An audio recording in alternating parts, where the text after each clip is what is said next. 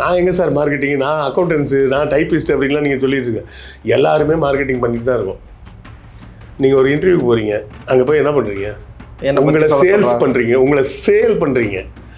நீங்கள் உங்களை சக்ஸஸ்ஃபுல்லாக வித்துட்டீங்கன்னா தான் உங்களுக்கு வேலை கிடைக்கும். இப்போ இந்த மார்க்கெட்டிங் சேல்ஸ் அது டிஃப்ரெண்ட்டானா டிஃப்ரெண்ட் கைண்ட் ஆஃப் வேறு வேறு.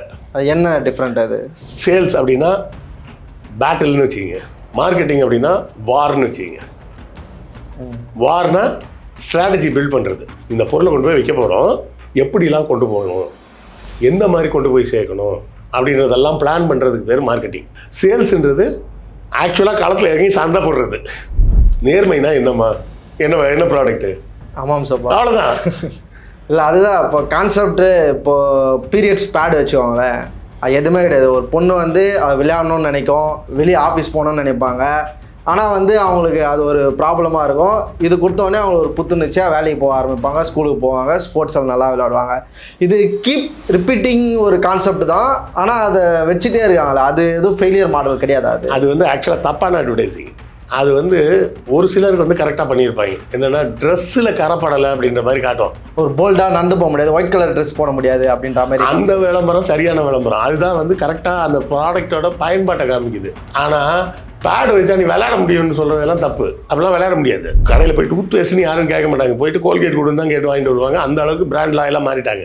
அதை உடச்சி க்ளோஸ்அப் எப்படி வந்தான், கோக் மொனோபோலியாக இருக்கும்போது அதை உடச்சி பெப்சி எப்படி உள்ளே வந்தானோ அதே மாதிரி தான் க்ளோஸ்அப் உள்ளே வந்தான். ஒரு காலத்தில் கோக் மட்டும்தான் எல்லாரும் அமெரிக்காவில் குடித்தாங்க, பெப்சி யாருமே வாங்க மாட்டாங்க. பெப்சி வரும்போது பெப்சியை யாருக்குமே தெரியாது. பெப்சி என்ன செஞ்சானோ அதே தான் க்ளோஸ்அப் செஞ்சான். சுவாச புத்துணர்ச்சி வீசுதே. இவங்க கேர்ள் ஃப்ரெண்டை மொத்தம் கொடுக்கணும்னா க்ளோஸ்அப் மொத்தம் கொடுக்கலாம், இல்லை கிட்ட போகணுன்னா அவன் வாயிலேருந்து ஒரு சுவாச புத்துணர்ச்சி வீசும். பல் தேய்ச்சா பல்லு சுத்தமாகும்னு அவன் சொல்லவே இல்லை. அவன் சிம்பிளாக சொல்ல, பல் தேய்ச்சா பல்லு சுத்தமாக, அது எங்கே உனக்கும் தெரியும் எனக்கும் தெரியும்பா. ஆனால் இந்த பேஸ்ட்டை வச்சு தேய்ச்சேன்னா ஒரு புத்துணர்ச்சி வாயிலிருந்து வரும். இதை தான் பெப்சின்னு சொன்னான். என்ன சொன்னேன்னா, கோக்கு நல்லது தான்ப்பா, ஆனால் அது பெருசுங்க குடிக்கிறது, வயசானவங்க குடிக்கிறது. அது நீ யூத்து, நீ போய் கோக்கை குடிக்கலன்ற. ஆமாம்ல, நான் யூத்து, நான் ஏன் கோக் குடிக்கணும், நான் பெப்சி குடிப்பேன் அப்படின்னு சொல்லிட்டு இவங்க எல்லாம் பெப்சிக்கு மாறினாங்க. இப்போ இங்கே தான் வந்து அந்த ஆடில் யார் நடிக்கிறா, பிராண்ட் அம்பாசிடர் யார் அப்படின்ற ஒரு ரோல் ஒன்று வருது. இப்போது பெப்சின்னு வரப்போ மைக்கேல் ஜாக்சன் பீக்கில் இருக்கிறப்போ பெப்சி வந்து மைக்கேல் ஜாக்சன் வந்து இது பண்ணுறாங்க. இங்கே கொக்கோ கோலாவுக்கு விஜய்லாம் வந்துருக்கிறாரு, கொக்கோ கோலா ப்ரௌன் கலரா, எங்கள் அக்கா பொண்ணு அதே கலர் அப்படின்ட்டு. இப்போ அஜித் குமார் அவர்கள் அந்த சாம்பாவோ கேம்பாவோ அதுக்கு வராரு. அது வந்தோடனே இப்போது அஜித்தே சொல்லிட்டாரு நம்ம குடிக்கலாம், நம்ம விஜய் சொல்கிறாரு அந்த பிராண்டை நம்ம யூஸ் பண்ணலாம், அது ஒரு ரோல் பண்ணுதான் அப்படி போவாங்களாம் மக்கள். பேர் வந்து பிராண்ட் விசிபிலிட்டின்னு பேர். அதுக்கு நீங்கள் கொடுத்த விஜயோட உதாரணமே சரியான உதாரணம், தப்பான மார்க்கெட்டிங்கு. ஓகே, இப்போ நான் சமயமாக போய்ட்டு ஏசி எடுத்தேன், எனக்கு வந்து வேற ஒரு பிராண்டு தான் பிடிச்சிருந்தது, எனக்கு இதுதான் வேணும் அப்படின்னு நான் கேட்குறேன், இது வாங்கிக்கோங்க, ஆனால் நம்ம ஏரியாவில் வந்து இதுக்கு சர்வீஸ் சென்டர் வந்து கம்மி, சர்வீஸ் வந்து ஈஸியாக கிடைக்காது அப்படின்ட்டாங்க, நான் வேறு பிராண்டுக்கு போயிட்டேன். அவ்வளோதான் விஷயம். இப்போ விஜய்க்கு சர்வீஸ் சென்டரே இல்லை. இப்போ அந்த பிராண்டை உடைக்கிறதுல தான் நான் எக்ஸ்பர்ட்டு அப்படின்னு ஒன்று சொல்கிறாருல, அது மாதிரி ஒரு ப்ராடக்ட்டும் சரி அரசியலும் ரெண்டுமே நம்ம கம்பைன் பண்ணி பேசுவோம். அந்த பிராண்டை அது மாதிரி உடைக்க முடியுமா? எந்த பிராண்டையும் உடைக்க முடியாது. நீங்கள் பிராண்டை ரீப்ளேஸ் பண்ணணும்.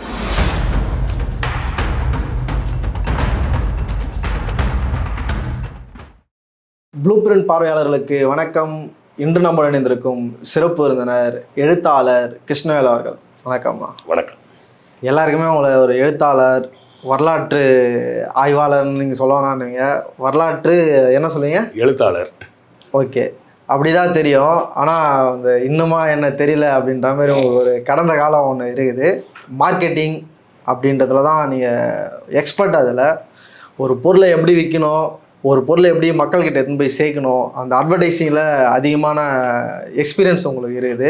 அந்த அனுபவத்தை தான் நம்ம இன்றைக்கி பார்வையாளர்களுக்கு சொல்ல போகிறோம்னா, இப்போது பொருள், இந்த வீடியோவும் ஒரு பொருள் தான். ஒரு பொருளை எப்படி எடுத்துன்னு போயிட்டு மக்கள்கிட்ட சேர்க்கறது, அதுக்கு அந்த அட்வர்டைஸிங் என்ன ரோல் பண்ணுது, அந்த மார்க்கெட்டிங், அதுக்கு அதனுடைய நுணுக்கங்களை பார்வையாளர்களுக்கு சொல்லணும்.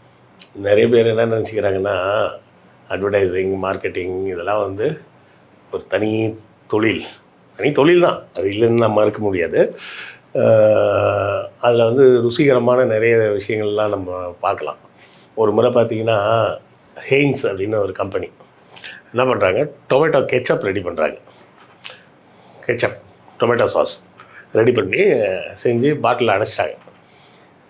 என்ன ஆகிப்போச்சு, ஏதோ ஒரு தப்பாகி அந்த கெச்சப் வந்து ரொம்ப திக்காகிருச்சு. திக்காகி கொட்டினா வரமாட்டேங்குது. இதை எப்படா மார்க்கெட்டில் கொண்டு போய் சேர்க்கறது அப்படின்னு அந்த கம்பெனிக்காரன் பூரா குழம்பிகிட்டு இருக்கிறான். ஏன்னா மொத்தமாக ஒரு பேட்ச்ன்றது கிட்டத்தட்ட ஒரு 50,000 பாட்டில், 50,000 1,00,000 பாட்டில் என்னவோ அடிச்சு ரெடி பண்ணிட்டாங்க. ஃபேக்ட்ரி தயாரிப்பு தானே, சக் சக் சக் சக் சக்குன்னு பார்த்தோன்னே எல்லாம் போட்டாச்சு. டெஸ்டிங்க்கு கொண்டாந்தா கொட்டினா வரவே மாட்டேங்குது வெளியே. என்னடா பண்ணுறது அப்படின்னு சொல்லிட்டு யோசிச்சுட்டே இருக்காங்க. சரின்னு ஒரு அட்வர்டைஸிங் ஏஜென்சி, ஓகில்வி மாத்தூர் அப்படின்னு பேர், அமெரிக்காவில் ரொம்ப ஃபேமஸான ஒரு ஏஜென்சி, இந்தியாவிலையும் இருக்குது அவங்களோட பிரான்ச்சு. அந்த ஓகில்வி மாத்தூரில் கொடுக்குறாங்க. கொடுத்து இதை என்ன பண்ணுறதுன்னு சொல்லுங்கள் அப்படின்னு. ஒரு 2 நாள் டைம் கொடுங்கன்னு போக சொல்லிட்டாங்க. 2 நாள் பொறுத்து ஒரு கேப்ஷனோடு வந்தாங்க. திறந்த உடனே கொட்டுதா, உங்கள் காசுக்கு ஏற்ற கெச்சப்பே இல்லை, அது வெறும் தண்ணியை தான் ஒப்பி கொடுத்துருக்குறாங்க. எவ்வளோ கொட்டினா, கஷ்டப்பட்டு கொட்டினா தான் வரும்னா தான் அது ஒரிஜினல் கெச்சப்பு, அது ஹெயின்ஸில் மட்டும்தான் இருக்குது அப்படின்னு ஒரு கேப்ஷனை போட்டு விட்டாங்க. மார்க்கெட்டில் இறக்கணுன்னே விற்றுருச்சு ஃபுல்லாக. அதுக்கப்புறம் என்ன பண்ணிட்டாங்க, அந்த ஹெயின்ஸ் கம்பெனியோட கெச்சப்பை நீங்கள் இன்றைக்கும் வாங்கி பார்த்தீங்கன்னா கொட்டினா விழாது, தட்டினா தான் விழும். அதனால் அவன் அதையே பிராண்டாகவே பிடிச்சிக்கிட்டான். முதல்ல செஞ்சது தப்பாக செஞ்சு விட்டாங்க. அட்வர்டைஸ்மெண்ட் என்ன பண்ணிட்டாங்க, இப்படி இருந்தால் தான்டா அது கெச்சப்பு அப்படின்னு அது அட்வர்டைஸிங் மூலமாக செஞ்சது. இது அமெரிக்காவில் தான் செய்வாங்களா, இந்தியாவிலலாம் அது மாதிரிலாம் நடக்கலையா அப்படின்னு கேட்டிங்கன்னா, இது அட்வர்டைஸிங் அப்படின்றதே தெரியாமலே செஞ்சிட்டாங்க இந்தியாவில் மட்டும் இல்லை, குறிப்பாக தமிழ்நாட்டில், அதுவும் குறிப்பாக திருநெல்வேலியில். அல்வான்றது வந்து நம்ம சவுத் இந்தியன் டிஷ்ஷே கிடையாது, அது நார்த் இந்தியன் டிஷ்ஷு. அது நம்ம தான் அல்வான்னு சொல்கிறோம். அதோட ஒரிஜினல் பேர் வந்து ஹல்வா தான், ஹல்வா தான் அதோட பேர். அவங்க செஞ்சப்போ என்ன ஆகி போச்சு, பதம் தப்பிடுச்சு, தப்பான பதத்தில் வந்துருச்சு. நீ நார்த் இந்தியன் அல்வாவை எடுத்து பார்த்தோன்னா தெரியும் எப்படி இருக்குன்னா, அப்படியே திக்காக ஜெல்லி மாதிரி இருக்கும். நீ அப்படியே ஸ்கொயராக கட் பண்ணி தான் வச்சு விற்பாங்க அந்த அல்வாவே. பச்சை கலர், சிவப்பு கலர், மஞ்சள் கலர்னு பல கலரில் விற்பாங்க.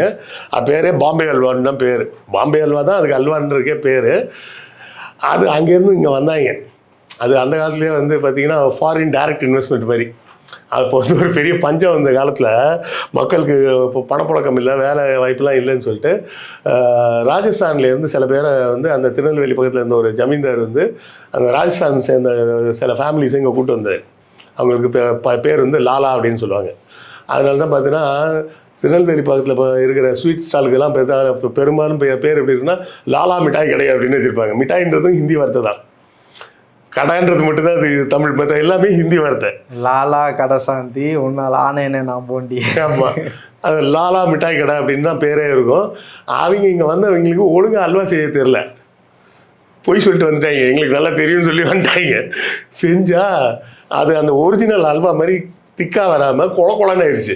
அது தாமிரபரணி தண்ணியில் செஞ்சால் தான் இது மாதிரி வரும் அப்படின்னு ஒரு பிட்டை போட்டு இன்றைக்கி உலகம் பூரா ஒரிஜினல் பாம்பே அல்வாவை விட திருநெல்வேலி அல்வாவுக்கு தான் மவுசு ஜாஸ்தி.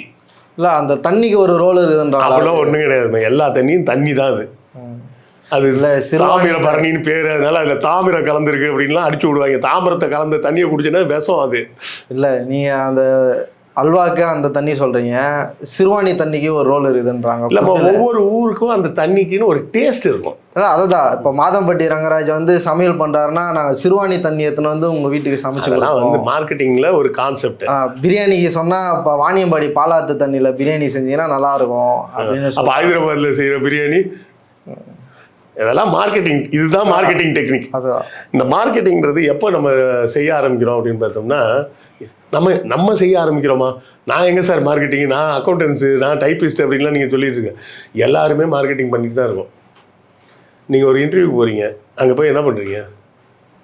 ரெஸ்யூம் தரேன். அதுக்கப்புறம் உங்களை சேல்ஸ் பண்ணுறீங்க, உங்களை சேல் பண்ணுறீங்க. நீங்கள் உங்களை சக்ஸஸ்ஃபுல்லாக விற்றுட்டீங்கன்னா தான் உங்களுக்கு வேலை கிடைக்கும். அப்போ செல்லிங் தெரியலன்னா உங்களுக்கு வேலை கிடைக்காது, அதெல்லாம் வியாபாரம் ஆகாது. அவ்வளோதான் விஷயமே. நியூஸ் டிபார்ட்மெண்ட்லேயே பார்த்தீங்கன்னா இது சேலபிள் கண்டென்ட் அப்படிம்பாங்க. இந்த கண்டென்ட் சேலபிள் கண்டென்ட் அப்படிம்பாங்க, இது சேலபிளா இல்லைப்பா அப்படிம்பா, இந்த கண்டென்ட் விற்காது அப்படி சொல்லுவேன், போனி ஆகாது அப்படிம்பாங்களா. அதுதான் விஷயம். எல்லாருமே மார்க்கெட்டிங் பண்ணிட்டு தான் இருக்கோம், எல்லாருமே சேல்ஸ் வேலை பண்ணிட்டு தான் இருக்கிறோம். இல்லை நம்ம யூடியூப்ல லாங்குவேஜ் இருக்குல்ல, இந்த வீடியோலாம் போகாதுண்ணா, இதெல்லாம் வேலைக்கு ஆகாது. இது எப்போ இருந்து ஆரம்பிக்கிறோம்னா குழந்தையா பிறந்த நாள்லேருந்து ஆரம்பிக்கிறோம். அப்போயே மார்க்கெட்டிங் வந்துடுது. ஆமாம், சொல்லுவாங்கள்ல பழமொழி, அழுகிற பிள்ளைக்கு தான் பால் கிடைக்கும் அப்படின்னு. ஃபுல்லாக அலாமல் பேசாமல் படுத்தே கிடந்ததுன்னா அம்மா பால் ஊட்ட மாட்டாங்க. ஸோ அம்மாட்ட பால் குடிக்கணும்னா கூட சேல்ஸ் பண்ணணும், அட்வர்டைஸ் பண்ணணும். ஓ வா கத்தணுன்னு ஓ நீ இருக்கியா அதை வர அப்படின்னு சொல்லி அப்புறம் தான் வந்து பாலை கொடுப்பாங்க. நீங்கள் பார்த்துப்பீங்களா சின்ன குழந்தைங்க, ஒரு அதுலேயும் குழந்தைங்கள நீங்கள் வந்து நல்லா கவனிச்சிங்கன்னு வச்சிங்களேன், வீடுகளில் பெரும்பாலும் இதை நீங்கள் கான்ஷியஸாக கவனிச்சிருக்க மாட்டீங்க. இப்போ நான் சொன்னதுக்கப்புறம் கான்ஷியஸாக கவனிச்சு பாருங்கள். பெரும்பாலும் வீட்டில் பிள்ளையாக இருப்பாங்க பார்த்தீங்களா, அது ஆம்பளை பிள்ளையாக இருந்தாலும் சரி பொம்பளை பிள்ளையாக இருந்தாலும் சரி, அப்பா அம்மாட்ட செம்ம அடி வாங்கும், செம்ம திட்டு வாங்கிட்டே இருக்கும். ஆனால் 2வது பிள்ளை 3வது பிள்ளைங்களாம், இப்போ 3வதுக்கெலாம் இப்போ வேலை இல்லை, நான் எங்கள் காலத்தில் சொல்கிறேன். 2வது பிள்ளைங்கள்லாம் இல்லை கடைசி பிள்ளைங்கள்லாம் பெரும்பாலும் பார்த்தீங்கன்னு வச்சிங்களேன், வீட்டில் அம்மா அப்பாட்ட திட்டே வாங்க. ஏன் தெரியுமா, இந்த பெரிய பிள்ளைக்கு யாரை பார்த்து தன்னுடைய தவறுகளை சரி பண்ணிக்கிறதுன்னு தெரியாது, தானே எல்லாம் செஞ்சு கோல் வாங்கிறது. ஒரு மாடல் கிடையாது, கற்றுக்கிறதுக்கு ஒரு மாடல் வேணும்ல, அந்த கற்றுக்கிறதுக்கு மாடல் கிடையாது. வீட்டில் இருக்கிறது அம்மா அப்பா இருப்பாங்க, இந்த பிள்ளை மட்டும் இருக்கும். இதை யாரை பார்த்து இதனால் கற்றுக்க முடியாது. அப்போ என்ன பண்ணணும், எல்லாத்தையும் தப்பாக பண்ணு, அந்த தப்பாக பண்ணி திட்டு வாங்கி அடி வாங்கி இந்த வேலையெல்லாம் பண்ணிக்கிட்டே இருக்கும்.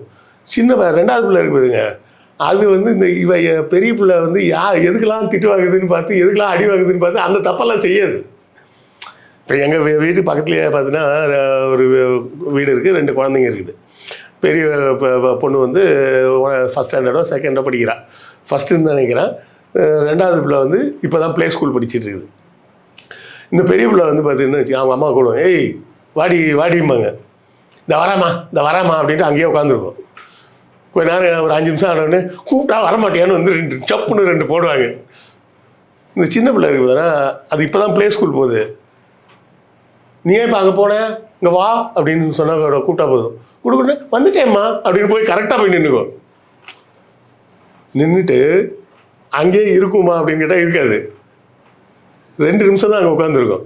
அம்மா இருதா வரேன் அப்படின்ட்டு திரும்பவா எங்கே விளையாடிட்டு இருந்தால் அங்கே போயிடும்.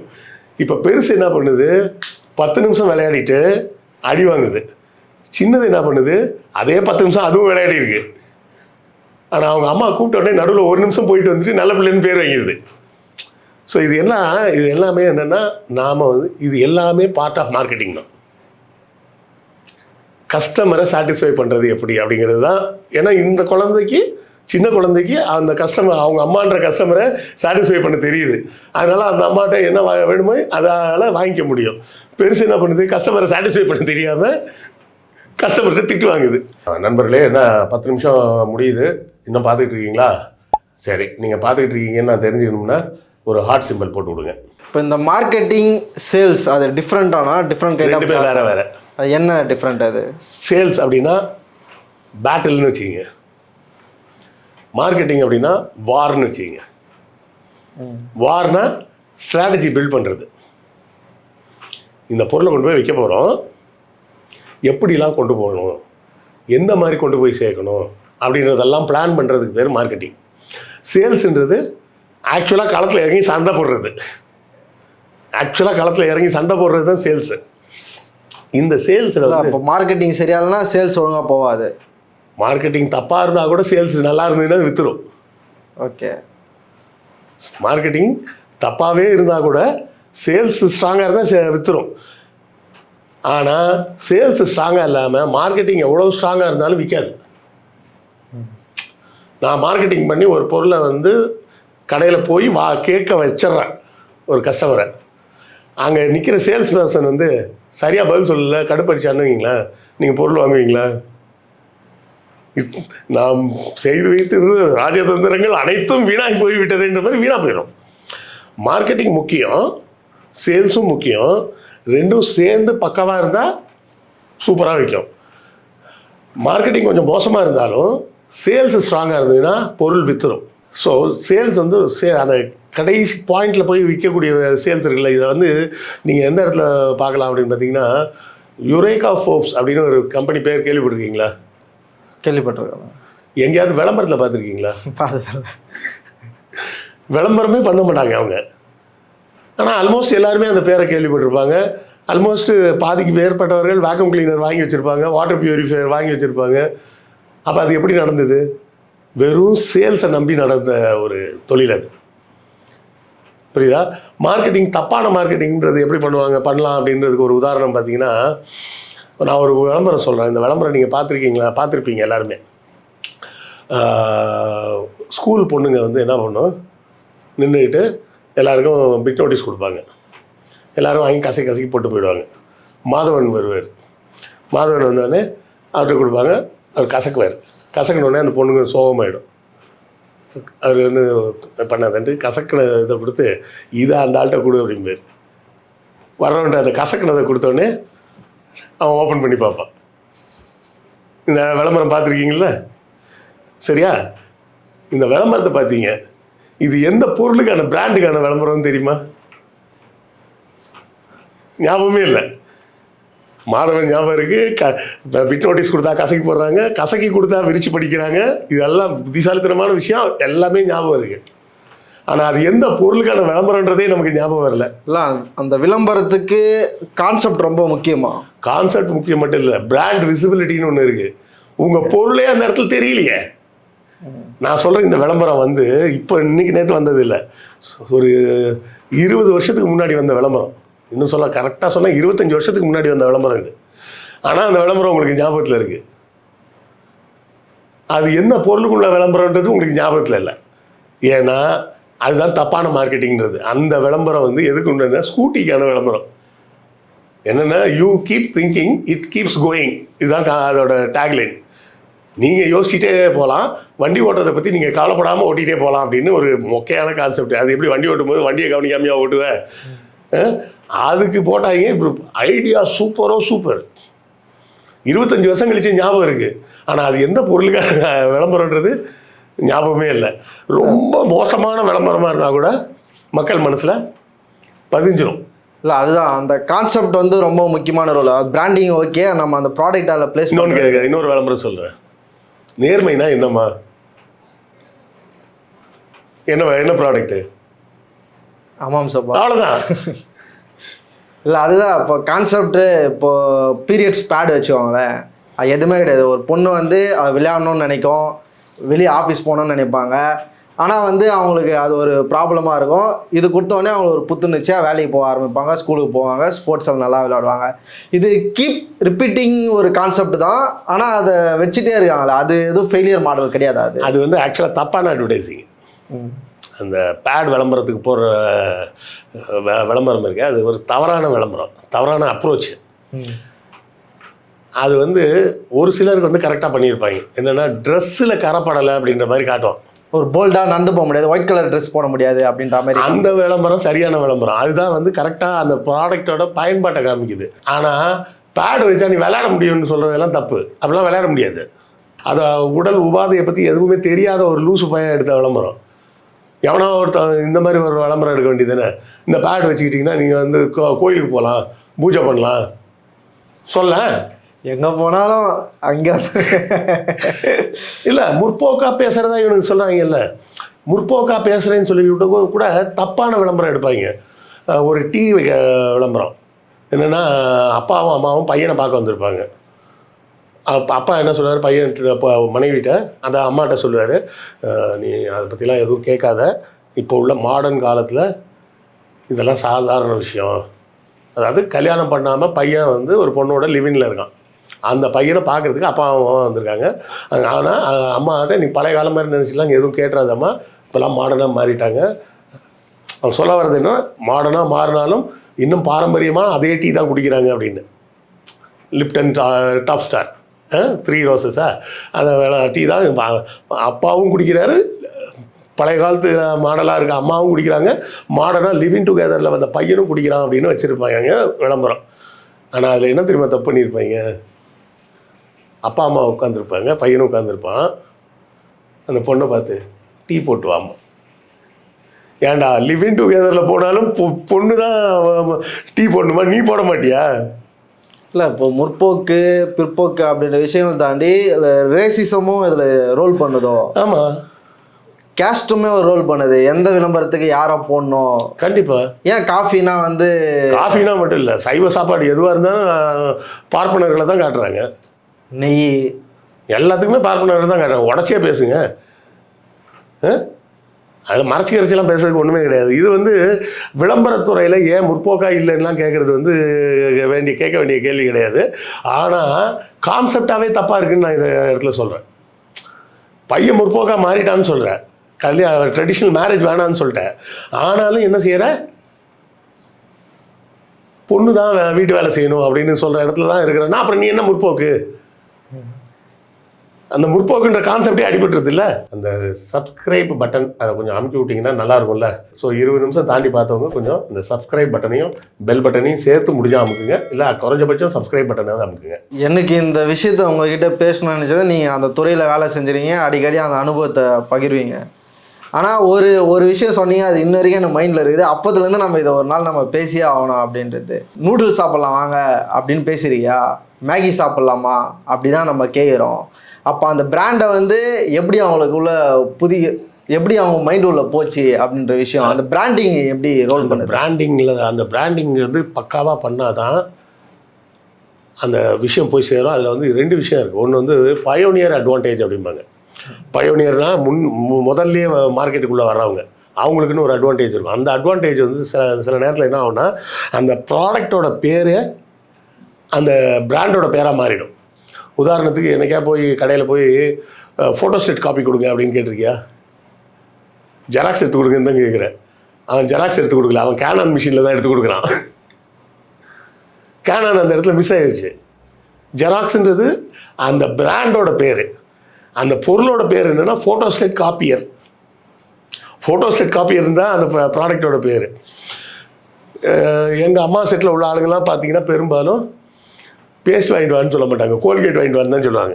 இல்லை, கோல்கேட்டை வந்து ஒரு ரொம்ப அந்த பிராண்டிங்கில் ரொம்ப உயர்த்தி பேசுகிறாங்க, அப்படி தானே? அது வந்து மார்க்கெட்டிங் தான்மா. ஓகே. அதாவது நான் சின்ன வயசில் பார்த்த விளம்பரம் என்ன தெரியுமா? கோல்கேட்டுக்கு ஒருத்தர் ரொம்ப ஸ்ட்ராங்காக இருப்பார், அவருக்கு வந்து பல்லு வலிக்கும்.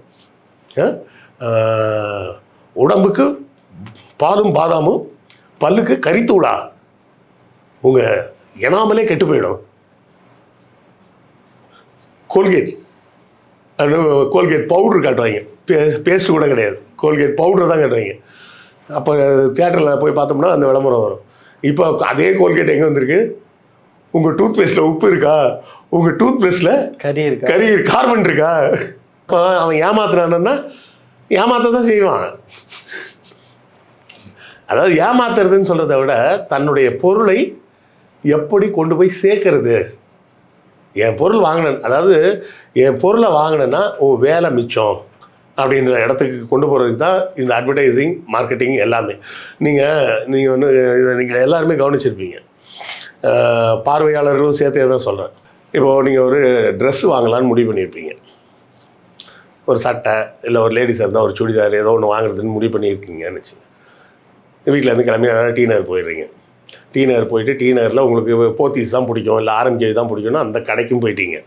அந்த கடையில் 3வது மாடியில் தான் நீங்கள் வாங்க போகிற ட்ரெஸ்ஸோட செக்ஷன் இருக்குது, அது இங்கேயும் போயிட்டீங்க.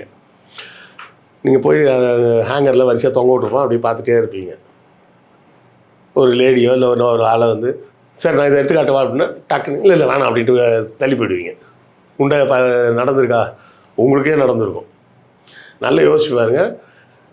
உங்களுக்கு சட்டை வாங்கணும்னு தேவை இருக்குது, முதல்ல பொருளே வந்து தேவை இருந்தது. அதாவது இந்த சேல்ஸ் ப்ராசஸ்ன்றதை விட பையிங் ப்ராசஸ்ன்னு வச்சுக்கிங்க. முதல்ல நீட் இருக்கணும், உங்களுக்கு ஒரு தேவை இருக்கணும். 2வது அந்த தேவைக்கு உண்டான பணம் இருக்கணும். இது 2 இருந்தால் என்ன பண்ணுவீங்கன்னா, நீங்கள் ரிசர்ச் பண்ணுவீங்க. ஃபஸ்ட்டு சர்ச் பண்ணுவீங்க, இந்த பொருள் எங்கெல்லாம் கிடைக்குதுன்னு சர்ச் பண்ணுவீங்க. அந்த சர்ச் வந்து 2 விதமாக நடக்கும். ஒன்று நீங்களே தேடுவீங்க, இல்லை உங்கள் ஃப்ரெண்ட்ஸு சொந்தக்காரங்க யார்ட்டையாவது கேட்பீங்க. அதுக்கப்புறம் அந்த கடையில் போய் ரிசர்ச் பண்ணுவீங்க, இந்த சட்டை நான் பெஸ்ட்டாக அந்த சட்டை பெஸ்ட்டான்னு ரிசர்ச் பண்ணுவீங்க. ஃபைனலாக ஒரு முடிவு எடுத்தால் ஒரு சட்டையை வாங்குவீங்க. இப்படி இத்தனை ப்ராசஸ் நடக்கும் ஒரு பொருள் ஒருத்தர் வாங்குறதுக்குள்ள. இதை வந்து நாங்கள் சேல்ஸ் மார்க்கெட்டிங்கில் இருக்கிறதுனால கான்ஷியஸாக இந்த ஒவ்வொரு ஸ்டேஜ்லேயும் உங்களை அப்ரோச் பண்ணுவோம். நீங்கள் நீட் இருக்குன்றப்பவே எங்களோட விளம்பரம் எப்படி இருக்கும்னா 2 செட்டை வாங்கினீங்கன்னா 500 ரூபாய், 1 செட்டை வாங்கினீங்கன்னா 300 ரூபாய் அப்படின்னு இருக்கும். அப்புறம் 2 வாங்கினா 100 ரூபா கம்மியா? ஸோ அந்த பணத்தை நோக்கி போயிட்டு அது. நீ பணம் தேவைன்ற இடத்துல நான் உன்னை வந்து அந்த இடத்துல இதை மட்டும் தான் நான் சொல்கிறேன். சட்டையை நீ பார்க்கவே இல்லை. சட்டையை பார்க்காமையே என் கடையில் வாங்கினேன்னா 1 செட்டை வாங்கினா 300, 2 வாங்கினா 500ன்னு ஒரு விளம்பரத்தை போடுவேன். அப்போ நீ என்ன பண்ணுவ, பக்கத்து கடைக்கு போகிறது போல என் கடைக்கு வரணும்னு உன்னை இழுக்கிறதுக்கு. அதுதான் நம்ம லலிதா சொல்லுவார்ல, உங்களுக்கு சந்தேகம் எங்ககிட்ட தான் வாங்குங்கன்னு நான் சொல்லலை. வாங்க வந்து எங்கள் ஒரு ஃபோட்டோ எடுத்துக்கிங்க, எஸ்டிமேட் வாங்கிக்கிங்க, 4 கடையில் போய் விசாரிங்க, அப்புறமா எங்கள்கிட்ட கம்மியாக இருந்தால் வந்து வாங்குங்க. இதுக்கு தான் பேர் என்னன்னா make them believe they buy. ஒரு கஸ்டமர் வந்து நான் வாங்கினேன்னு ஃபீல் பண்ணணும், என்கிட்ட வித்துட்டாங்கன்னு ஃபீல் பண்ணக்கூடாது. வித்துட்டாங்கன்னு ஃபீல் பண்ணால் நீ ஏமாற்றப்பட்டதாக உணர்வாய். இது வந்து என்னென்னா நேச்சுரல் ரெசிஸ்டன்ஸ் அப்படிம்பாங்க. நேச்சுரல் ரெசிஸ்டன்ஸ்னால் என்னென்னா, ஒருத்தர் நம்மள்ட்ட எதையாவது கொண்டாந்து தலையில் கட்டிடுவாங்களோன்னு ஒரு அச்சம் இருக்கும், எல்லாருக்குமே இருக்கும். அதான் நேச்சுரல் ரெசிஸ்டன்ஸ். நீ அந்த சொன்னனே, உன்ட்ட தேவை இருக்குது, பணம் இருக்குது, இந்த கடை தான் முடிவு பண்ணிட்டேன், அந்த கடையில் எந்த செக்ஷனும் போயிட்டு சட்டையை வச்சுட்டேன். அவன் வந்து பேச வந்தவுடனே அந்த ரெசிஸ்டன்ஸ் வந்து தடுக்கும் உன்னை. தடுத்து இவன் வேறு எதையா நம்ம தலையில் கட்டிடுவானோ அப்படின்ற ஒரு பயம் வரும். எப்படியும் அந்த கடையில் தான் வாங்க போகிறேன், ஆனாலும் அந்த பயம் வருது இல்லை. அதுதான் புவர் சேல்ஸ் பர்சன்னு சொல்கிறது. பெஸ்ட்டு சேல்ஸ் பர்சன் என்ன பண்ணுவாங்கன்னா, உன்னை விட்டு ஒரு 5 அடி தள்ளி நிற்பாங்க, உன்னையே பார்த்துக்கிட்டு இருப்பாங்க. நீயா ஒரு டவுட் ஆகி இது அப்போ வருவாங்க உள்ள அந்த சொல்லுங்கள் சார் என்ன வேணும், இல்லைங்க இதில் இந்த ரேட்டு போடல, இல்லை இந்த உள்ளே போட்டுருக்கு பாருங்க சார், இந்த சைஸ் இதான் சார், இது வேறு கலர் இருக்கா, இது நல்ல மெட்டீரியல் சார், இது பார்க்குறீங்களா இல்லை வேறு கலர்ஸ் எதுவும் பார்க்குறீங்களா, அப்படியே நைஸாக உள்ள அணைச்சி கூப்பிட்டு வர்றது. சும்மா நிற்கிறவன்ட்ட போய் உனக்கு என்ன வேணும் அப்படின்னு போனேன்னா அவன் டாப்புன்னு தெரிச்சு ஓடிடுவான். நம்ம பண்ணுறது தான் அது, நானே பண்ணியிருக்கேன். அது வந்து நீ வேணும்னு பண்ணல, அது ஹியூமன் சைக்காலஜி. என்னை ஏமாற்றிடுவாங்க அப்படின்ற ஒரு பயம் எல்லாருக்குமே இருக்கும். அந்த பயத்தின் காரணமாக அந்த ரெசிஸ்டன்ஸ் உடனே தடுக்கும், வேணாம் அப்படின்னு. ஸோ இதெல்லாம் வந்து ஏன் தெரிஞ்சுக்கணும். அதுக்கு முன்னாடி ஒரு கொஸ்டின் கேட்டோம்னா, இப்போ ஆர்கானிக் க்ரௌத்துன்னு ஒன்று இருக்குதா? இப்போ இருக்கிற சூழலில் ஆர்கானிக்காக நம்ம முன்னேறணும், வந்து போஸ்ட்டு போடக்கூடாது, மார்க்கெட்டிங் பண்ணக்கூடாது அப்படின்னு ஒரு ஆர்கானிக் க்ரௌத்துன்னு ஒன்று இருக்குதா? இப்போது ஆர்கானிக் க்ரோத்தை மார்க்கெட்டிங் மூலமாக கொண்டு வரணும். அப்போ இந்த பெய்டு வீடியோஸ்லாம் போடுறாங்கன்றது தானே கேட்குறீங்க. அந்த பெய்டு வீடியோஸ் போடலாம், தப்பு கிடையாது. நீ எப்படி போடணும்னா, உனக்கு எந்த மாதிரி ஆடியன்ஸ் வேணுன்றதை முடிவு பண்ணிட்டு பண்ணணும். இப்போ எனக்கு வந்து நான் என் சேனலில் வெறும் வரலாறு மட்டும்தான் போட போகிறேன் அப்படின்னு முடிவு பண்ணிட்டியா, ஒரு 10 வீடியோ முதல்ல வரலாறு சம்மந்தமாக ரெடி பண்ணி அந்த 10 வீடியோவையும் பணம் கட்டி ப்ரொமோட் பண்ணலாம். அப்போ ஒரு ஆடியன்ஸ் பேஸ் உள்ளே வரும். யார் வருவா? ஹிஸ்ட்ரி மட்டும் எனக்கு வேணுன்றவன் வருவான். அதுக்கப்புறம் நீ போட்டேன்னு வச்சுக்க, அவனுக்கு ஒரு ஃபெமிலியாரிட்டி கிடச்சிரும். ஒரு படத்தில் தானே சொல்லுவார்ல, என்ன மாதிரி பசங்கள்லாம் பார்த்த உடனேலாம் பிடிக்காதுங்க, பார்க்க தான் பிடிக்கும். அது மாதிரி பார்க்க முகம் வந்து ஃபெமிலியர் ஆகிடும். உலகத்தில் இதுதான் அழகான முகம், இது அசிங்கமான முகம்லாம் எதுவுமே கிடையாது. அதுக்கு நான் ரொம்ப சிம்பிளான ஒரு உதாரணம் இதான் சொல்லுவேன். பொண்ணு பார்க்க போகிறேன்னு சொல்லிட்டு போகிற பல ஆம்பளைங்க பொண்ணு அழகா இல்லைன்னு சொல்கிறான். எவனா ஒருத்தன் எங்கள் அம்மா அழகா இல்லைன்னு சொல்லியிருக்கானா? எந்த ஒரு பையனாவது எங்கள் அம்மா அழகா இல்லை அப்படின்னு எவனா சொல்லியிருக்கானா? எல்லாருக்குமே அவங்க அம்மா அழகு தான். அப்போது என்ன அர்த்தம்? உலகத்தில் எல்லா பெண்களுமே அழகு தான், பார்க்குறவங்க கண்ணை பொறுத்து. பெண்களில் அழகு இல்லைன்ற கேட்டகரியே தப்பு முதல்ல, அந்த கேட்டகரிக்குள்ளேயே போகக்கூடாது. ஆனால் அது ஏன் தப்பாக புரிஞ்சு வச்சுருக்காங்கன்றதை புரிஞ்சுக்கிங்கன்னு சொல்கிறேன். இப்போது பிராண்டுக்குன்னு ஒரு லாயலிஸ்ட் இருக்காங்கல்ல, அது எப்படி உருவாகுது? அது எப்படி பிடிக்கும்? அது பழக்கத்தான், பழக்கத்தின் காரணமாக. உங்களை வந்து நான் எப்போவுமே கோல்கேட்டே கொடுத்து பழகிட்டேன்னா அப்புறம் உங்களுக்கு கோல்கேட் இல்லாமல் பல் தேய்ச்ச மாதிரியே இருக்காது. பர்டிகுலர் பிராண்ட் வந்து வசதியாக இருக்கும். அப்படி வசதியாக இருக்கிற ஃபீல் கொடுத்தா தான் அந்த, அதாவது அது வந்து ப்ராடக்டோட குவாலிட்டியை பொறுத்து இருக்குது. நீங்கள் ஒரு முறை வாங்குறீங்க, குவாலிட்டி நல்லா இல்லைன்னா அதை வாங்க மாட்டீங்க. அப்போ குவாலிட்டி தொடர்ச்சியாக நல்லாவே இருக்குது அப்படின்னு சொன்னால் அந்த பிராண்டுக்கு அவங்க லாயலாக மாறிடுவாங்க. இப்போ நல்லா யோசிச்சு பாருங்க, கோல்கேட்டை பிரேக் பண்ணி க்ளோஸ்அப் எப்படி உள்ள வந்தான்? அதை தான் கேட்கலான்னு. கோல்கேட் வந்து பல்லுக்கு ஆரோக்கியம் தரும் அப்படின்ற ஒரு ஆங்கிளில் அவன் கொண்டு போய் மார்க்கெட் பண்ணி பல வருஷமாக பண்ணி பயோனியர் அட்வான்டேஜ். பேஸ்ட்டுனாலே கோல்கேட்டுன்னு தான் சொல்லி கேட்பான். கடையில் போய் டூத் பேஸ்ட்னு யாரும் கேட்க மாட்டாங்க, போயிட்டு கோல்கேட் கொடுன்னு தான் கேட்டு வாங்கிட்டு வருவாங்க. அந்த அளவுக்கு பிராண்ட் லாயெல்லாம் மாறிட்டாங்க. அதை உடச்சி க்ளோஸ்அப் எப்படி வந்தான்? எப்படின்னா கோக் மொனோபோலியாக இருக்கும்போது அதை உடச்சி பெப்சி எப்படி உள்ளே வந்தானோ அதே மாதிரி தான் க்ளோஸ்அப் உள்ளே வந்தான். ஒரு காலத்தில் கோக் மட்டும்தான் எல்லோரும் அமெரிக்காவில் குடித்தாங்க, பெப்சி யாருமே வாங்க மாட்டாங்க. பெப்சி வரும்போது பெப்சி யாருக்குமே தெரியாது. என்ன பண்ணான்னா பெப்சி என்ன செஞ்சானோ அதே தான் க்ளோஸ்அப் செஞ்சான். சுவாச புத்துணர்ச்சி வீசுதே. இவங்க கேர்ள் ஃப்ரெண்டை மொத்தம் கொடுக்கணும்னா க்ளோஸ்அப் மொத்தம் கொடுக்கலாம் இல்லை, கிட்ட போகணுன்னா அவங்க வாயிலேருந்து ஒரு சுவாச புத்துணர்ச்சி வீசும். பல் தேய்ச்சா பல்லு சுத்தமாகும்னு அவன் சொல்லவே இல்லை. அவன் சிம்பிளாக சொல்லிட்டான், பல் தேய்ச்சா பல்லு சுத்தமாக, அது எங்கே உனக்கும் தெரியும் எனக்கும் தெரியும்பா. ஆனால் இந்த பேஸ்ட்டை வச்சு தேய்ச்சேன்னா ஒரு புத்துணர்ச்சி வாயிலிருந்து வரும். உன் கேர்ள் ஃப்ரெண்டுக்கு ஒன்று ரொம்ப பிடிக்கும். இதை தான் பெப்சின்னு சொன்னான். என்ன சொன்னேன்னா கோக்கு நல்லது தான்ப்பா, ஆனால் அது பெருசுங்க குடிக்கிறது, வயசானவங்க குடிக்கிறது. அது நீ யூத்து, நீ போய் கோக்கை குடிக்கலன்ற. ஆமாம்ல, நான் யூத்து, நான் ஏன் கோக் குடிக்கணும், நான் பெப்சி குடிப்பேன் அப்படின்னு சொல்லிட்டு இவங்க எல்லாம் பெப்சிக்கு மாறினாங்க. இப்போ இங்கே தான் வந்து அந்த ஆட்ல யார் நடிக்கிறா, பிராண்ட் அம்பாசிடர் யார் அப்படின்ற ஒரு ரோல் ஒன்று வருது. இப்போது பெப்சின்னு வரப்போ மைக்கேல் ஜாக்சன் பீக்கில் இருக்கிறப்போ பெப்சி வந்து மைக்கேல் ஜாக்சன் வந்து இது பண்ணுறாங்க.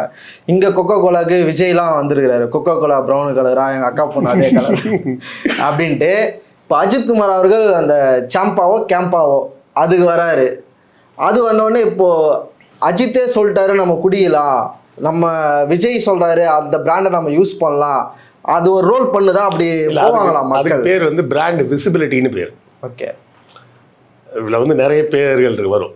Brand loyalty. பிராண்ட் லாயல்ட்டின்றது குவாலிட்டியை பொறுத்து வர்றது. பிராண்ட் விசிபிலிட்டின்னு ஒன்று இருக்குது. இப்போ கேம்பா அப்படின்னு நீ ஒரு ட்ரிங்க்கு சொல்கிற, அது சும்மா கொண்டாந்து வச்சுருந்தான்னு வச்சுக்க மார்க்கெட்டில், எல்லோரும் என்ன நினைப்பாங்க, லோக்கல் ஐட்டம் போல் அப்படின்னு அப்படி தானே தோணியிருக்கும். அப்போ என்ன நடக்குதுன்னா இது வந்து ஒரு குவாலிட்டியான ப்ராடக்டாக இருக்குமோ, அது நல்ல குவாலிட்டியாக இல்லைன்னா அஜித்தெல்லாம் வந்து நடிப்பாரா அப்படின்ற ஒரு கேள்வியை உன் மைண்டில் ஏற்றும்போது கடையில் நீ அதை பார்க்கும்போது, ஏன் அன்றைக்கி பார்த்தோம்ல, அதுக்கு தான் பேர் பிராண்ட் ரீகால்னு பேர். முதல்ல பிராண்ட் விசிபிலிட்டியை க்ரியேட் பண்ணுறது, அந்த பிராண்டை மக்கள் பார்வைக்கு கொண்டு போய் சேர்க்கறது, அதை கடையில் கொண்டு வந்து வைக்கும்போது பிராண்ட் ரீகால் ஆகும். இப்போ அந்த ரோட்லலாம் வந்து கட் அவுட் வைக்கிறாங்கல்ல, நம்ம ஒரு ஒரு ஒரு பெரிய பில்டிங் மேலேயோ இல்லை ஒரு பிரிட்ஜை கிராஸ் பண்ணும் போதோ அங்கே ஓரத்தில் இருக்கும், அதெல்லாம் ஒன்று ஒரு ரோல் பண்ணும். அதுவும் பிராண்ட் ரீகாலில் தான் வரும். நீ டிவியில் ஒரு ஆட் பார்ப்ப, அது வந்து ரீச் ஆகும், பிராண்ட் ரீச் ஆகுறது. அப்புறம் பிராண்டை ரீகால் பண்ணிக்கிட்டே இருக்கணும். டிவியில் வந்து தொடர்ந்து அந்த ஆடை போட்டுக்கிட்டே இருக்க முடியாது இல்லை. ஐ மீன் 24 hours அந்த ஆடை போட முடியுமா? நடுவில் ஒரு கேப்பில் போடும்போது டக்குன்னு விசிபிலிட்டி கிடைக்குது. அதுக்கப்புறம் பிராண்ட் ரீகால் ஆகிட்டே இருக்கணும். அதுக்கப்புறம் நீ ரோட்டில் போகும்போது அங்கே ஒரு இடத்துல பார்த்தேன், இங்கே ஒரு இடத்துல பார்த்தேன்னு 2-3 இடத்துல நீ பார்த்துக்கிட்டே இருக்கும்போது திரும்ப திரும்ப உனக்கு மைண்டில் ரீகால் ஆகிட்டே இருக்கும்.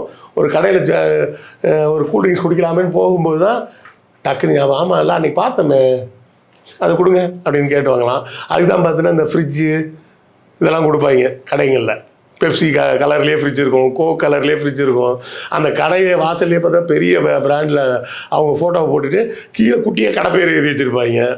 இல்லை அந்த குட்டியாக வர்றதுல இருக்குல்ல, அதை ஒன்று இப்போ கேம்பா வந்து வரும்போதே வந்து அதில் ஒரு டேக் போடுறாங்க, இது வந்து நீ அதிகமாக குடிக்கக்கூடாது, கர்ப்பிணி பெண்கள் குடிக்கக்கூடாது அப்படின்ற ஒரு டிஸ்க்ளைமர் வந்து அதை போடுறாங்க. அது இப்போ தான் வந்து எல்லாருமே பெருசு பண்ணி போடுறாங்க. பாருங்கள், எங்கள் தலை அஜித் வந்தோடனே நல்லதை சொல்லி விற்கிறாரு பாருங்க ஒரு பொருள், இதை மற்றவங்களாம் பண்ணாங்களா அப்படின்ட்டு. இது எல்லா ப்ராடக்ட்டுமே அந்த டிஸ்க்ளைமருன்றது ஒன்று இருக்குது.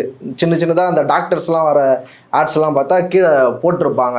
இப்போ அதெல்லாம் வெளியே தெரிய மாட்டேன்ல இவங்க வரதுனால. அதுக்கு பேர் வந்து ஹெல்த் ஆங்கிள் அப்படின்னு சொல்லுவாங்க. அட்வர்டைஸ்மெண்ட்டில் பல ஆங்கிள் இருக்குது.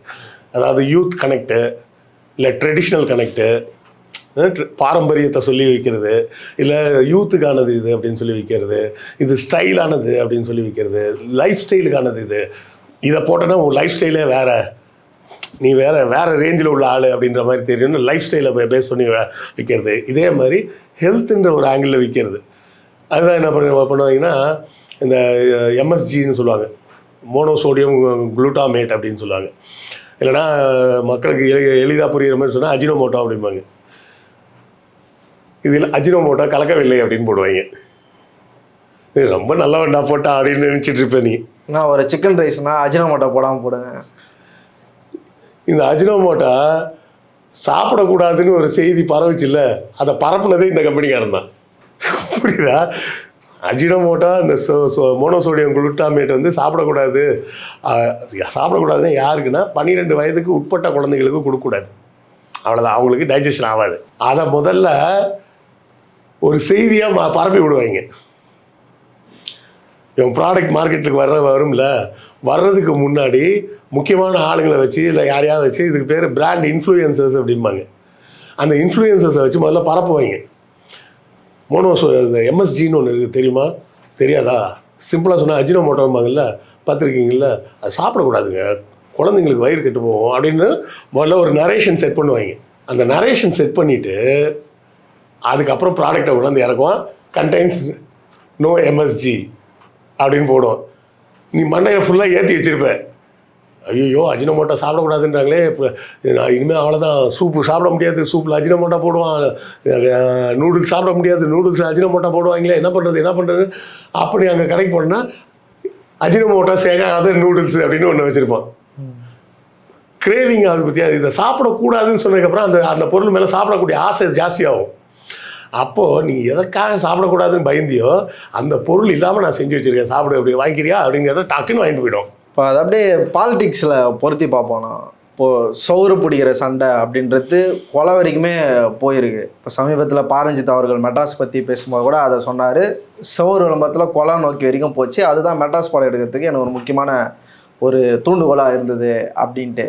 இப்போது பாலிடிக்ஸில் சவுறு பிடிக்கிறது அஃப்கோர்ஸ் இப்போ ராம்ராஜ் காட்டனு, சென்னை 6 எல்லாருமே சவுத்துலேயும் வரைகிறாங்க. இப்போ அந்த பாலிடிக்ஸில் அந்த மார்க்கெட்டிங் என்ன ரோல் பண்ணுது? இப்போ பிஆர் டீம்னு ஒன்று வராங்க, ஸ்ட்ராட்டஜிக் டீம்னு சொல்லிட்டு அதுக்கு ஒரு இப்போ அந்த பிரசாந்த் கிஷோர், சுனில், இப்போ ஜான் ஆரோக்கியசாமி, ஆதவ் அர்ஜுனா அப்படின்ட்டு அதுக்கும் ஒரு ரோல் இருக்குது. குறிப்பாக சொல்லணும்னா விஜய் அவர்களை ஒரு பிராண்டாக தான் மாற்றி எடுத்துகிட்டு வராங்க அப்படின்றது நம்மளே கூட நிறைய விஷயங்களை பேசியிருக்கிறோம். இப்போ இந்த பாலிடிக்ஸில் மார்க்கெட்டிங் என்ன ரோல் பண்ணுது? மக்கள்கிட்ட அது ஒரு ப்ராடக்டாக எடுத்துன்னு போய் தான் விற்க முடியுமா தலைவர்களையும்? நல்ல கேள்வி. அதுக்கு நீங்கள் கொடுத்த விஜயோட உதாரணமே சரியான உதாரணம். தப்பான மார்க்கெட்டிங்க்கு. ஓகே, சரியா? அரசியல்வாதியை பொறுத்தவரை மக்கள் என்ன எதிர்பார்ப்பாங்க தெரியுமா? அக்சசபிலிட்டி. என்னால் அவரை தொடர்பு கொள்ள முடியுமா? அவர் எனக்கானவரா? என் பிரச்சனையை தீர்க்கக்கூடியவரா? என் பிரச்சனையை தீர்க்கக்கூடியவராக இருந்தால் முதல்ல நான் அவரை அணுக முடியுதா அப்படின்னு தான் பார்ப்பாங்க. இப்போ நான் சமயமாக போய்ட்டு ஏசி எடுத்தேன், எனக்கு வேறு ஒரு பிராண்டு தான் பிடிச்சிருந்தது, எனக்கு இதுதான் வேணும் அப்படின்னு நான் கேட்குறேன், இது வாங்கிக்கோங்க, ஆனால் நம்ம ஏரியாவில் இதுக்கு சர்வீஸ் சென்டர் கம்மி, சர்வீஸ் ஈஸியாக கிடைக்காது அப்படின்ட்டாங்க, நான் வேறு பிராண்டுக்கு போயிட்டேன். அவ்வளோதான் விஷயம். இப்போ விஜய்க்கு சர்வீஸ் சென்டரே இல்லை. அவங்க என்ன சொல்லிகிட்டு இருக்கிறாங்க? நான் மாஸ் ரீச்சுன்னே சொல்லிகிட்டு இருக்காங்க. மாஸ் ரீச் வேலைக்கு ஆகாது. மாஸ் கிட்ட போய் நீ ரீச் ஆகணும். புரியுதா? விஜய் வந்தால் 40,000 பேர் கூடினாங்க அப்படின்றது பெருமை கிடையாது. 40,000 பேரை விஜய் போய் பார்த்தாருன்னா தான் பெருமை. அப்போ தான் அவர் அரசியல்வாதியாக மாறுறாரு. உங்களுக்கு விஷயத்தை புரிஞ்சு நீ ரீச் ஆகிற இடத்துல இருக்கணும். இப்போது நீ ஏதோ ஒரு கண்காட்சியோ எங்கேயோ ஒரு இடத்துக்கு போகிற, பலரும் புத்தக கண்காட்சினே வச்சுப்போம், பலரும் வராங்க போகிறாங்க, அதில் கொஞ்சம் பிரபலமானவர்களும் வருவாங்க. அதில் உனக்கு யாரோ ஒருத்தர் ரொம்ப பிடிச்சவர் பார்க்குற, பார்த்துட்டு சார் வணக்கம் சார், நான் உங்கள் ஃபேனு, ஒரு ஃபோட்டோ எடுத்துக்கலாம், இல்லை அப்புறம் பார்க்கலாங்க அப்படின்ட்டு போயிட்டான்னு வச்சுக்கிங்க. அன்னைக்கு வர ஃபேனாக இருந்தா நீ அந்த நிமிஷத்துலேருந்து எப்படி மாறி இருப்ப? பெரிய மயிராகவன் அப்படின்னு தோணுமா இல்லையா? ஒரு ஃபோட்டோ எடுக்கலான்னு கேட்டால் பெரிய இதான அப்புறம் பார்க்கலாம் அப்படின்றான். இவெல்லாம் ஒரு ஆளுன்னு நினச்சின்னு இவன் பின்னாடிலாம் இவனை போய் நான் ஃபாலோ பண்ணிட்டு இருந்தேன் பாரு அப்படின்னு வேலையாக போய் ஃபேஸ்புக்கில் எதுலையா ஃபாலோ பண்ணிட்டு இருந்தால் அன்ஃபாலோ பண்ணிவிடுவேன் நீ. இல்லை, விஜய் விஷயத்தில் அந்த லாயல்ட்டியை தானே உடைக்க முடியல. இப்போ அவ்வளோ பேர் சாவுறாங்க, ஆனாலும் போயிட்டு பார்க்க தானே செய்கிறாங்க. அந்த லாயல்ட்டி அப்படியே தானே இருக்குது. லாயல்ட்டி இல்லை, செலிபிரிட்டி. செலிபிரிட்டி வேறு, லாயல்ட்டி வேறு. இப்போ உதயநிதி போகிறாரு, அவரும் நடிகை இவரும் நடிகர்ன்ற கோணத்தில் வச்சுக்கலாம். நம்ம சேப்பாக்கம் தொகுதிக்கு போகிறாரு. சேப்பாக்கம் தொகுதியில் யார்கிட்ட கேட்டாலும் எல்லோரும் என்ன சொல்கிறாங்க, அவர் எப்போ பார்த்தாலும் சும்மா சும்மா இங்கே தாங்க வந்துகிட்டு இருக்காரு. இங்கே ஒரு மூத்திர சந்து இருந்ததே எனக்கு மறந்து போச்சுங்க, அந்த இடத்துலலாம் சூப்பராக டாய்லெட் போட்டிருக்காங்க, ஒவ்வொரு தெருவாக வந்து பார்க்குறாருங்க அப்படின்னு சொல்லி பொதுமக்கள் பேசுகிற பைட்டை பார்க்குறோம். அப்போ எம்எல்ஏவா நீ நடிகர், நான் கலைஞர் பேரன்னு நான் அங்கே தான் உட்காந்துருப்பேன்னு உட்காந்துருந்தா மக்கள் என்ன சொல்லுவாங்க, நீ அங்கேயே உட்காந்துக்கப்பா அப்படிம்பாங்க. நீ மக்கள்கிட்ட போகணும். விஜய் என்ன பண்ணணும், இப்போ உதயநிதி வந்து டெப்டி சிஎம் ஆகிட்டார். டெப்டி சிஎம் ஆகிட்டாருன்னா கட்சிக்காரன்லாம் ஒத்துப்பானா? அது அவங்க கட்சி சார்ந்த பிரச்சனை. அவங்க கட்சிக்காரன் எதிர்த்தான்னா அவரை டெப்டி சிஎம் ஆக்க முடியுமா? ஆக்க முடியாது. அப்போ அவர் என்ன பண்ணுறாரு, எலெக்ஷனில் ஜெயித்த உடனே 234 தொகுதிக்கும் நேராக போய் கட்சிக்காரங்களை சந்தித்து திராவிட மாடல் பயிற்சி பாசறைன்னு ஒன்று நடத்துகிறாரு. எத்தனை நாளில்? 180 நாளில். 6 மாதத்தில் 234 தொகுதியிலையும் போய் திராவிட மாடல் பயிற்சி பாசறை நடத்துகிறாரு. எதுக்காக இந்த 2 நம்பரை சேர்த்து சொல்கிறேன்னா, ஒரு நாளைக்கு ஒரு ஊர்னு வச்சா கூட 234 தொகுதிக்கு போகிறதுக்கு 234 நாள் வேணும். இவர் 180 நாளில் அந்த வேலையை செஞ்சுருக்கிறாரு. அப்போ ஒரு நாளைக்கு சில இடங்களில் 2 பயிற்சி பாசறை கூட நடத்தியிருக்காரு. அந்த அளவுக்கு நடத்தி கட்சிக்காரன் கூட எல்லார்ட்டையும் க்ளோஸ் ஆகி கட்சிக்காரன் பூரா பா ஸ்டாலின் பையன் கலைஞர் பேரன்பா எங்களோட எவ்வளோ அன்பாக பேசினார் தெரியுமா. இந்த மார்க்கெட்டிங் வேலையை கலைஞர் சூப்பராக பண்ணுவார். அது எனக்கு தெரிஞ்சு அவர் உண்மையிலே ஞாபகம் வச்சுட்டு பண்ணாரா இல்லை அதுக்கு ஏதாவது செட்டப் பண்ணி பண்ணாரான்னு கூட எனக்கு தெரியல. எந்த கட்சிக்காரன் பார்க்க வந்தாலும் பாப்பா மாறிப்பா எப்படி இருக்கா அப்படின்னு பாரான். அவன் அன்றைக்கி நைட் ஃபுல்லாக தூங்கவே மாட்டான். தலைவருக்கு என் பேர் தெரிஞ்சிருக்கடா. ஆக்சுவலாக இன்னொன்று சொல்லுவாங்க, அந்த பகுதியிலேருந்து வேறு யாருன்னா வந்திருந்தா கூட மாரியப்பனை கேட்டதா சொல்லுன்னு சொல்லி அனுப்புவார். ஆமாம். அப்போ என்ன இது வந்து என்னென்னா, அந்த கட்சி தொண்டன் இருக்கான்ல அவனை போய் இவர் ரீச் பண்ணுறது. விஜய் பண்ணிட்டு இருக்கிறது என்னென்னா, என்ன நீங்கள் வந்து ரீச் பண்ணுங்கன்றார். இல்லை, இப்போ சர்க்கார் படத்தில் சொல்கிறார்ல, அவர் வந்து ஒரு கார்ப்பரேட் மாஃபியா சம்திங் அந்த டீமாக மாதிரி ஒரு சிஇஓவாக இருப்பார். சென்னையில் இந்தியன் எம்பசி எங்கே இருக்குன்னு கேட்டார். அந்த படமா? இப்போ அந்த பிராண்டை உடைக்கிறதுல தான் நான் எக்ஸ்பர்ட்டு அப்படின்னு ஒன்று சொல்கிறார்ல, அது மாதிரி ஒரு ப்ராடக்ட்டும் சரி அரசியலும் ரெண்டுமே நம்ம கம்பைன் பண்ணி பேசுவோம். அந்த பிராண்டை அது மாதிரி உடைக்க முடியுமா? எந்த பிராண்டையும் உடைக்க முடியாதுமா. எந்த பிராண்டையும் உடைக்க முடியாது. நீங்கள் பிராண்டை ரீப்ளேஸ் பண்ணணும். ஓகே, பிராண்டை உடைக்க முடியாது. பிராண்டை ரீப்ளேஸ் பண்ண பார்க்கணும். அந்த ரீப்ளேஸ்மெண்ட்டுன்றது வந்து ரொம்ப டைம் எடுக்கும். இப்போ எங்கள் அம்மாவுக்கு வந்து கிட்டத்தட்ட 80 வயசு ஆக போகுது. இப்போ போய் எங்கள் அம்மா கோல்கேட் வேணாம் வேறு பேசுதுன்னு சொன்னால் மூஞ்சிலே தூக்கி அடிப்பாங்க. ஆனால் நீ என்ன பண்ணலாம், அதுக்கு பேரே வந்து அட்வர்டைஸிங் இண்டஸ்ட்ரியில் நாங்கள் சொல்கிறதே என்னென்னா கேட்ச் தம் யங்கர் அப்படிம்பாங்க. சின்ன வயசுலேயே அவனை பிடிச்சிட்டு அவனுக்கு அவன் பிராண்டுன்னு ஏன் பிராண்டை கொண்டு போய் சேர்த்துரு அப்படிம்பாங்க. அதுதானே சார் விஜய் செய்கிறாரு. எல்லாம் சின்ன பசங்க தானே. ஆனால் அந்த சின்ன பசங்களுக்கு அவங்க செய்யக்கூடிய செயல்களை பார்க்கும்போது மற்றவங்களுக்கு எரிச்சல் வர மாதிரி கூடாது. அன்றைக்கி ஒருத்தன் பேசுகிறான், 2034 தொகுதியிலையும் தாவேகா ஜெயிக்கும் தான். வெற்றி நிச்சயம். வாய் ஸ்லிப்பு தான், இல்லைன்னு நான் சொல்லலை. ஆனால் நீங்கள் அரசியலில் பேசும்போது வாய் ஸ்லிப்பே ஆக முடியாது. வாயெல்லாம் ஸ்லிப்பே ஆக முடியாது. அந்த ஒரு ஸ்லிப்னாலே அவனோட டோட்டல் கேரியருமே முடிஞ்சு போயிடும். இந்த அஸ்வின் ஒரு பையன் நல்ல டாப்பில் வந்து ஒரு படம் நடிச்சிட்டான். அந்த ப்ரெஸ் மீட்டில் அவன் ஒரு வார்த்தை சொல்லிட்டான், நான் 40 கதை கேட்டு தூங்கிட்டேன் அப்படின்னு. அந்த ஒரே ஒரு டைலாக் தான் அவனால் இன்னி வரைக்கும் அதில் வந்து எழுந்துக்க முடியல. கண்டிப்பாக அது வந்து கதை கேட்கும்போது நான் தூங்கிடுவேன் போர் அடிச்சதுண்ணா அப்படின்னு. அப்போ கதை சொன்ன அசிஸ்டன்ட் டைரக்டர் பூரா கடுப்பாவானா, அப்போ என்னெல்லாம் பார்த்தா கேனப்பை மாதிரி தெரியுதான்னு சொல்லுவான்ல. அதே தான். அதாவது விஜய் ரசிகர்கள் பொது வெளியில் பேசுகிறது வேறு, அவங்க மனசுக்குள்ளே என்ன நினச்சிட்டு இருக்காங்கன்றது வேறு. அந்த விஜய் வந்து ஒய்ஃபை ஒர்த் இல்லைன்னு சொன்ன சம்பவம் ஓடிட்டு இருக்கிற டைமு என் பையன் வந்து பக்கத்தில் வாஷ் பேஷனில் மூஞ்சி கழுவிட்டு இருக்கிறான். திருமாவளவன் வந்து ப்ரெஸ் மீட்டு கொடுத்துக்கிட்டு வந்துகிட்டே இருக்காரு. சார் கடைசியாக ஒரு கேள்வி அப்படின்னு சொல்லிட்டு அவன் ஏதாவது கேட்குறான். அதெல்லாம் ஒர்த் இல்லை அப்படின்ட்டு போயிட்டாரு. என் பையன் சிரிக்கிறான். அவன் விஜய் ரசிகர் இன்னும் இவ்வளோக்கும். என் பையன் சிரிக்கிறான். அப்போ அவன் விஜய் ரசிகர்ன்றதுனால விஜய்க்கு ஓட்டு போடுவானா? விஜயை கலாய்க்கிறாங்கன்றதுக்கு சிரிக்கிறான்றதுக்காக அவனுக்கு விஜய் பிடிக்கலன்னு எடுத்துப்பீங்களா?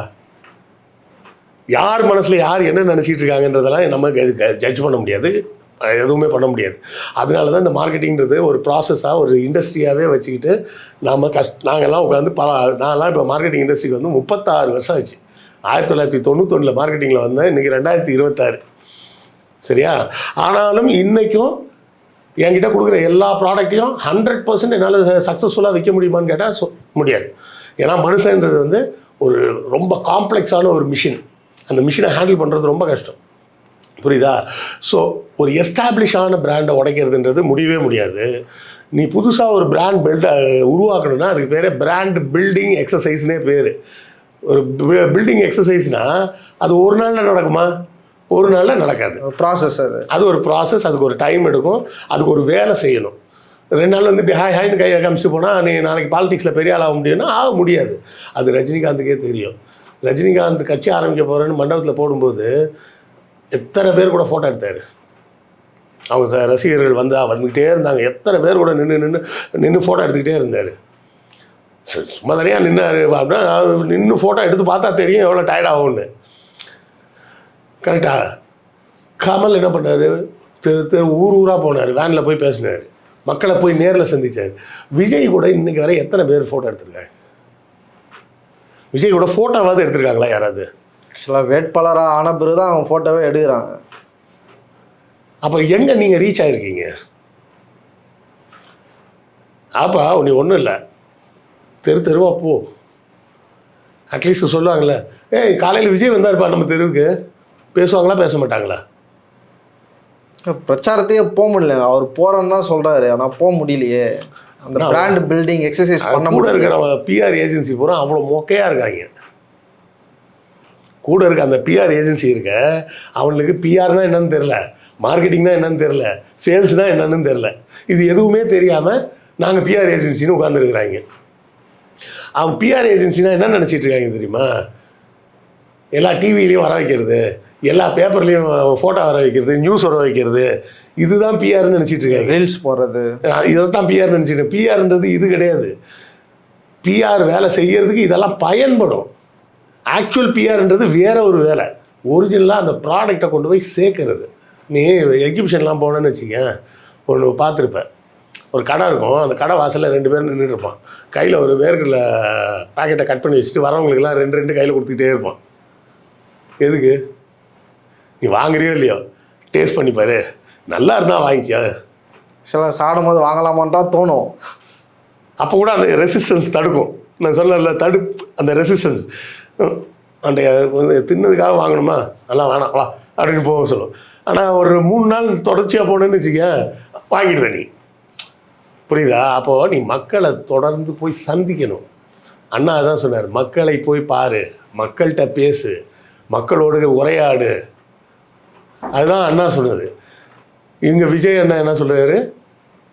மக்கள்லாம் என்ன வந்து பாரு, மக்கள்லாம் என்ன வந்து அவங்க வீட்டில் சாவு விழுந்தாலும் நீ என் வீட்டில் வந்து தான் துக்கம் கேட்டு போகணும் அப்படின்னு சொல்லிட்டு இருக்கிறார். அப்போ 2க்கும் என்ன தப்பு நடக்குதுன்றது வெட்ட வெளிச்சமாக மக்களுக்கு தெரியும்.